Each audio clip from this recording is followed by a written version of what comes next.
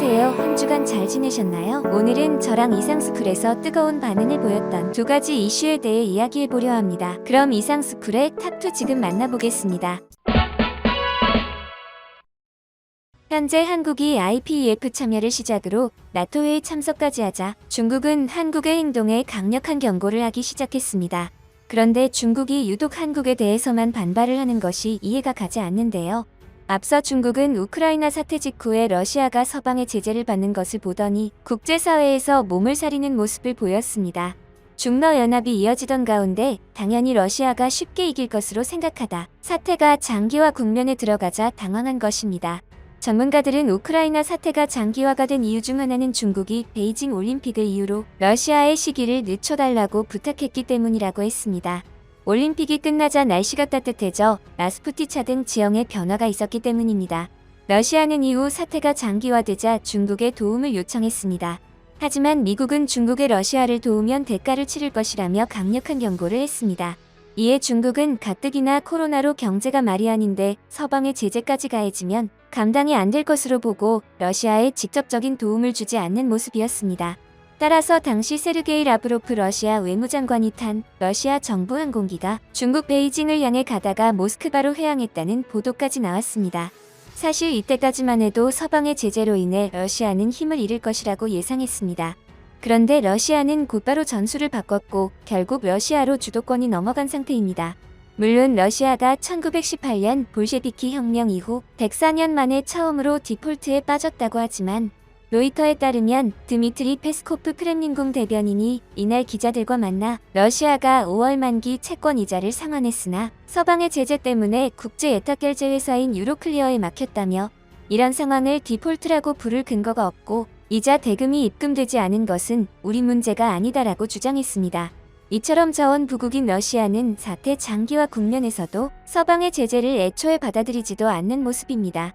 한편 상황이 점점 러시아로 기울자 가만히 있던 중국은 갑자기 대만을 시작으로 서방에 큰 소리를 내기 시작했습니다. 실제로 중국은 셀 수 없이 대만을 위협했고 최근 23일에도 대만 방공식 별구역에 나타났습니다. 그리고 기싸움을 하고 있는 일본에도 중국은 함정을 띄워 자신들을 과시했습니다.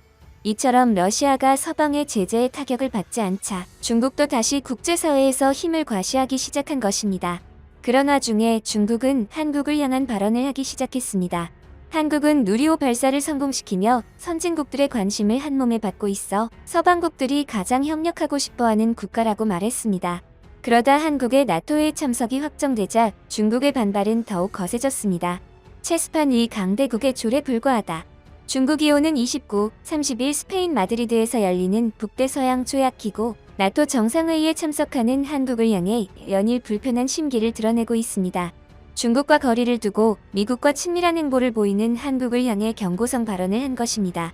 중국 관영 글로벌타임스는 27일 미국이 한국, 호주, 뉴질랜드, 일본을 나토에 끌어들이고 있다고 비판하며 특히 한국과 일본을 강하게 비판했습니다. 신문은 또 일부 국가들은 스스로를 세계 지정학적 관계를 조종할 수 있는 체스 플레이어로 여기지만 사실은 체스판 위에 있는 강대국의 폰에 불과하다며 한국의 나토 정상회의 참석 의미도 폄하했습니다.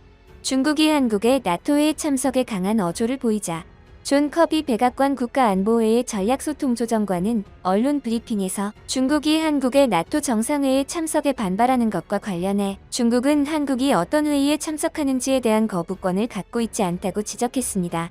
이어 그는 이번 회의는 아시아판 나토가 아니라 대서양 연안 국가 간 안보동맹이라며 현안을 논의하기 위해 한국이 함께하는 것은 당연하다고 강조했습니다. 또한 커비 조정관은 유럽과 인도태평양 글로벌 안보가 연결되어 있다면서 유럽에서 나타난 영토와 주권에 대한 공격이 인도태평양에서도 나타날 수 있고 한국을 포함한 동맹국들도 이를 잘 알고 있다고 설명했습니다. 그러면서 미국과 동맹국의 영토와 주권 수호에 대한 의지를 재확인했습니다. 한편 중국은 한국의 나토회의 참여 이슈 전부터 한국과 5G 이동통신, 반도체 집적회로 분야 협력을 강화하겠다는 발언도 한 것으로 알려졌습니다. 이는 삼성전자를 시작으로 한국의 기업들이 미국에 공장을 세우며 한미동맹이 강해지는 모습이 보이자 이에 대응하는 모습을 보인 것입니다. 하지만 한국은 중국의 이러한 발언을 들을 나라가 아니죠. 그런데 현재 한국뿐 아니라 여러 나라들은 중국의 주장을 모두 따르지 않는 것으로 보입니다. 문제는 그 나라들이 중국이 미국에 대응하기 위해 러시아와 연합해 만든 브릭스 국가들이라는 점입니다. 이게 문제인 게 중국은 현재 브릭스 국가들과 연합해 미국에 대응하기를 원하고 있는데 브릭스 국가들의 생각이 중국과 다르다면 중국의 노력이 물거품이 되기 때문입니다. 현재 브릭스 회원국인 인도는 쿼드 연합체 소속으로 미국의 동맹이기도 하면서 러시아에 원유를 수입하고 있습니다. 앞서 인도 정부가 자국 석유 기업들에게 러시아산 원유를 더 많이 구매할 것을 강력하게 권장했다고 월스트리트 저널이 21일 보도했습니다. 매체에 따르면 국영 인도 석유공사의 한 임원은 최근 몇 주 동안 정부 당국자들이 러시아 석유를 계속 구매하고 가격 할인을 받을 수 있는 방법을 찾을 것을 강력하게 권장했다고 밝혔습니다. 동시에 러시아산 원유는 제재 대상이 아니며 많은 국가가 계속 구매하고 있다고 했습니다. 월스트리트 저널에 따르면 인도는 우크라이나 전쟁 후 러시아산 원유 수입을 25배 이상 늘렸습니다. 에너지 관련 정보업체 K플러 자료에 따르면 이는 유럽의 러시아산 원유 수입량의 4분의 1 이상에 해당합니다. 이처럼 인도는 미국의 협력국이면서도 저렴한 러시아 원유 가격을 놓치지 않고 계속해서 사들이고 있는 것입니다. 이에 중국은 인도가 자국의 이익을 챙겼으니 중국이 주장한 서방의 러시아 제재 반대를 인도가 찬성할 줄로 굳게 믿었습니다. 하지만 인도는 러시아 제재 반대 방안에 반대한 것으로 알려졌습니다. 결국 인도는 러시아의 저렴한 원유에만 관심이 있지 중국과 가까워질 생각은 전혀 없다는 것입니다. 따라서 중국은 열심히 브릭스를 창설하며 미국 배제를 주장했지만 인도와 같은 다른 국가들은 거기에는 관심이 없는 모습입니다. 생각해보면 그도 그럴 것이 얼마 전 스리랑카가 중국의 1대1로 때문에 디폴트를 선언했습니다. 중국의 자본이 들어가면 결국 한 국가가 무너지는 것이 전 세계에 드러난 것입니다. 어떻게 보면 인도도 한국처럼 러시아와는 적대 관계를 만들 생각이 없지만 중국과는 화해할 마음이 없습니다. 또한 디폴트를 선언해 최악의 경제난을 겪고 있는 스리랑카가 값싼 원유를 확보하기 위해 러시아산 원유 수입을 확대한다고 밝혔습니다. 27일 AFP 통신 등에 따르면 칸차나 위제세케라 스리랑카 전력 에너지 장관은 정부의 장관급 인사 2명이 이날 러시아 모스크바를 찾아 러시아산 원유 추가 구입 방안을 논의한다고 밝혔습니다. 위제세케라 장관은 기자회견에서 장관 2명은 러시아로 가고 나는 카타르로 가서 할인 조건이 가능한지 알아볼 계획이라고 말했습니다. 스리랑카는 심각한 기름 부족난에 직면하자 지난달 두바이에 있는 석유 중개회사 코랄 에너지를 통해 러시아산 원유 9만 톤을 수입했고 이후에도 정가에선 스리랑카 당국이 직접 러시아 정부와 협상을 통해 원유를 더 사와야 한다는 목소리가 나와 장관들의 러시아 긴급 파견이 결정됐습니다. 현재 중국으로 인해 디폴트 선언을 피하지 못한 스리랑카도 러시아의 도움을 바라고 있으며 중국과는 벽을 쌓은 상황입니다. 그런데 중국이 러시아와 브릭스를 창설한 이유는 미국의 동맹국들에 맞서 자신들도 우방국을 확대하기 위함이었습니다. 하지만 인도, 스리랑카 등 대부분의 국가들은 러시아의 저렴한 에너지에만 관심이 있지 중국과의 협력에는 관심이 없는 상황입니다. 따라서 이에 불만을 느낀 중국은 한국이 나토회의 참석과 G7 국가들과 협력하려 하자 즉각 반발하는 것이죠. 하지만 한국은 중국의 이러한 반발이 한두 번이 아니기에 놀랍지도 않은 반응을 보이고 있습니다. 중국은 전부터 한국의 카디지에 침범했고 한국의 국제외교 행보마다 날을 세웠습니다. 하지만 한국은 그러한 중국의 반발을 뒤로하고 미사일 지침이 해제되자마자 첨단 무기들을 발표하고 누리호 발사에 성공하는 모습을 보였습니다. 한국은 오랜 역사의 시간 동안 국가의 힘이 없으면 어떤 결과가 있는지 몸소 느껴왔습니다. 따라서 현재 한국은 어떠한 국가보다 자주 국방에 공을 들이는 나라입니다. 반면 중국은 현재 경제는 서방국들과 연결되어 있는데 지금처럼 미국의 동맹국들의 반발을 계속한다면 중국도 러시아처럼 제재를 당하는 상황이 나올 수 있습니다. 중국은 이처럼 한국을 비롯해 서방 국가들의 불만을 내비치고 있는 반면 러시아 푸틴 대통령은 우크라이나 사태 이후 처음으로 해외 순방에 나섰습니다. 푸틴 대통령은 구소련 국가인 타지키스탄, 투르크메니스탄을 방문하는 데 이어 귀국 후에는 조코 위도도 인도네시아 대통령과 회담할 예정이라고 밝혔습니다. 외신들은 러시아의 이러한 행보는 G7 회담과 나토 회의에 맞선 것으로 보인다고 말했습니다. 현재 국제사회가 신냉전을 향해 가는 상황에서 중국은 한국을 향한 발언을 멈춰야 한다고 외신들은 주장하고 있습니다. 누리호 성공의 여운이 채 가시지 않았는데 또 다른 놀라운 소식이 들리고 있습니다. 바로 우리 군의 첫 국산 전투기 KF-21 보라매가 내달 22일 첫 비행에 나설 예정입니다. 첫 비행을 담당할 조종사는 공군 52시험평가전대 안준현 소령으로 알려졌습니다. 그런데 한국의 첫 비행 발표가 나오자 분담금 지급을 미루고 다른 전투기를 사던 인니는 불안에 떨고 있다고 합니다. 한편 내달 첫 비행에 앞서 KF-21의 엔진이 가동되는 모습의 영상이 공개돼 주변국들의 놀라움을 사고 있는데, 현재 한국형 전투기 KF-21 CJ-1호기가 엔진 가동 시험, 엔진런을 시험하고 있습니다. 이는 엔진을 점화해 추진력이 제대로 나오는지, 엔진 자체 동력으로 전투기 기능이 제대로 작동하는지 확인하는 지상시험 마지막 단계입니다.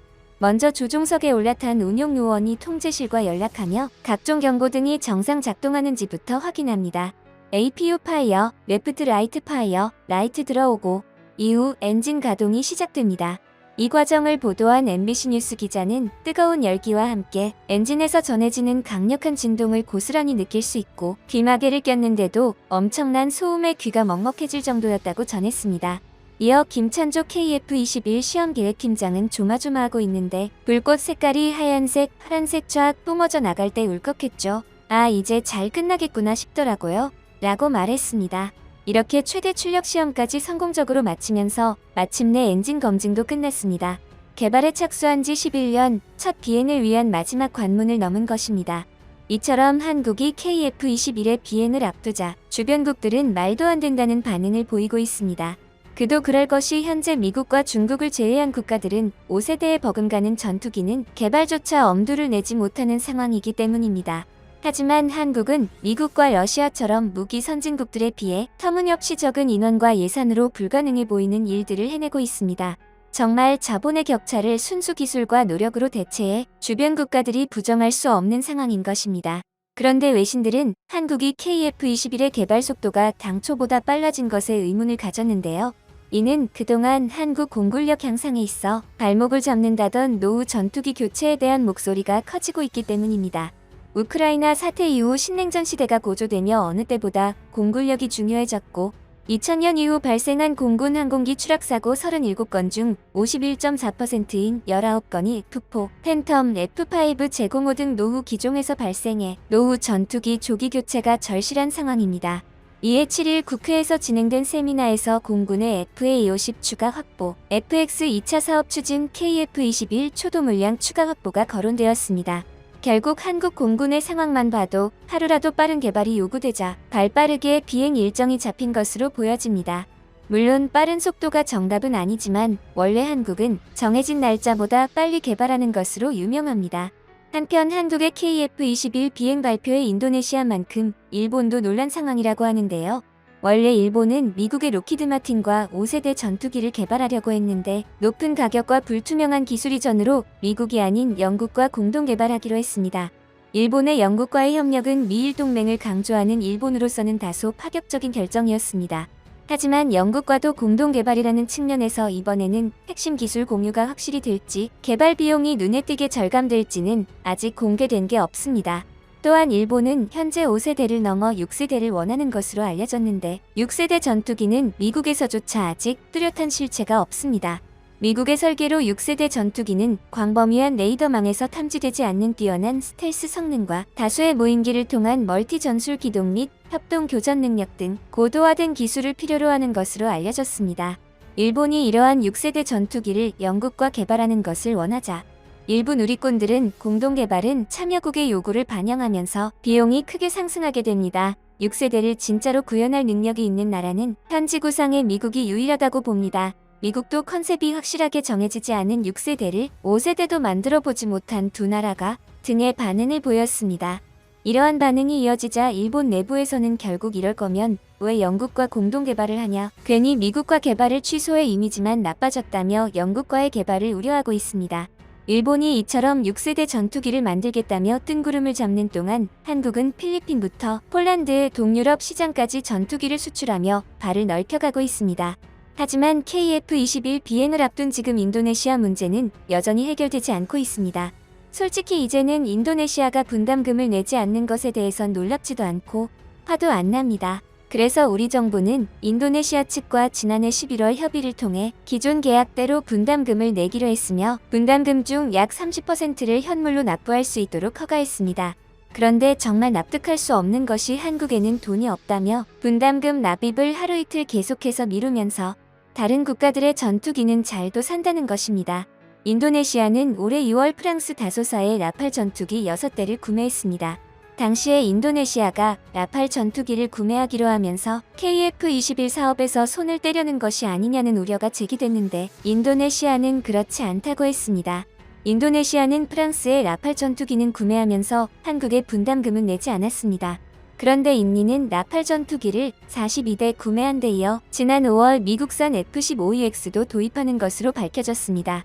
5월 24일 현지 매체들에 따르면 파자르 프라세티오 인도네시아 공군 참모총장은 이달 19일 미국 버지니아주 알링턴의 국방부를 방문해 찰스 브라운 주니어 미 공군 참모총장과 F-15EX 구매 등을 논의했습니다. 안디카 페르카사 통합군 사령관은 F-15EX 구매 추진과 관련해 인도네시아 공군이 추가로 전투기를 들여올 필요성이 있는 걸로 확신한다고 밝혔습니다. 안디카 통합군 사령관은 미국이 인도네시아 공군의 필요성에 맞춰 F-15EX 전투기를 개조한 F-15E들을 제안했다며 해당 전투기는 이전 F-15 모델들보다 훨씬 현대적 전투기라고 소개했습니다.